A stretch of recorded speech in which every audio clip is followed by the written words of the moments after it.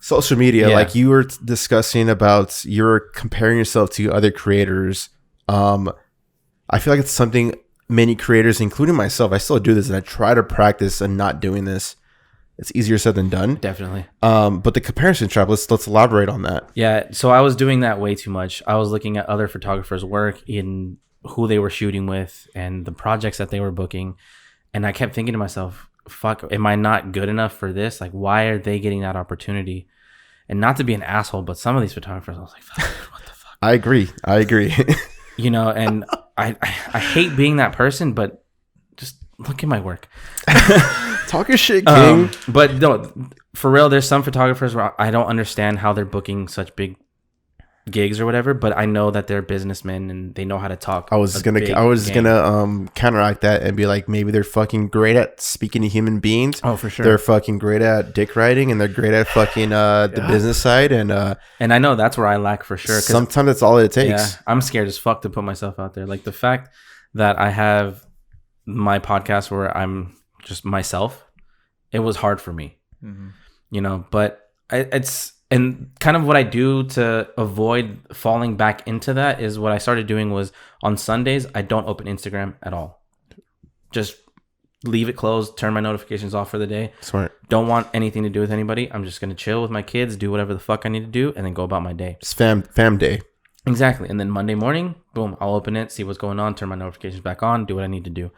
But that's kind of what made me fall out of love with it as well, where I was just like, fuck, I'm trash. A lot of the times I kept telling myself, Really? I'm trash.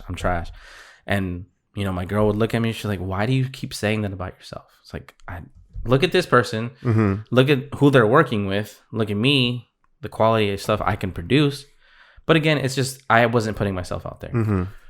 That's a good point. I mean, it's a valid point that the creative gang does, you know, they fall into it, but they don't want to recognize it, right? Yeah. So like for me, when I recognized that, I put that shit on the podcast. I was like, how the fuck are people who do daylight photography with the teal tint and orange tint, how are they getting more money than I am, when I feel like like you just said, I'm better than them? You're assuming they're making more money, dude. Well, I've seen it could be a bum ass $50 fucking shoot. True, that is true. But when I look at their website and they say maternity shoot, $500 for 35 images. Oh my God, I'm like, how is that even possible to deliver 35 images within a week? And then like their stupid descriptions like fast deliver, a week turnaround. Yeah. How are you doing a week turnaround? Because they have their presets pre-saved. That's what I'm saying. That's what they do. So that's my mindset. I'm like, okay, like that just motivated me to be like, yo, like I'm putting horse blinders. Like I even talked about in the podcast. I'm like, I'm putting horse blinders. Yeah.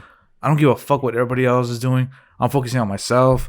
I'm just concentrating on my work ethic, and what it's valued, and I'm gonna keep it like that. If somebody lowballs me, I don't give a fuck. I'm keeping true to what that value is, and there will be some weeks where it's slow. Yeah.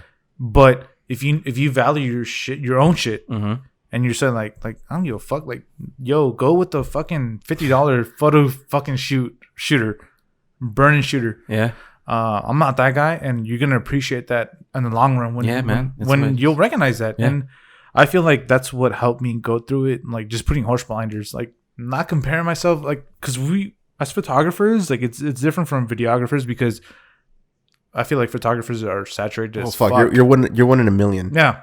Bro, so videography, I feel is the same, because there's so many videographers out there. Well, now there is. True. Great. Definitely true. I mean, being a videographer is cool now. Like, yeah. It's like, oh, you have a camera? Yeah. Oh, shit. Like I need content for my business or for my fucking. And let's be real. Like, a lot of videography trends, everyone follows them. Facts. Like the super fast transitions and this and that, like zooming in, zooming out. It's like, all right, cool, but can you tell a story?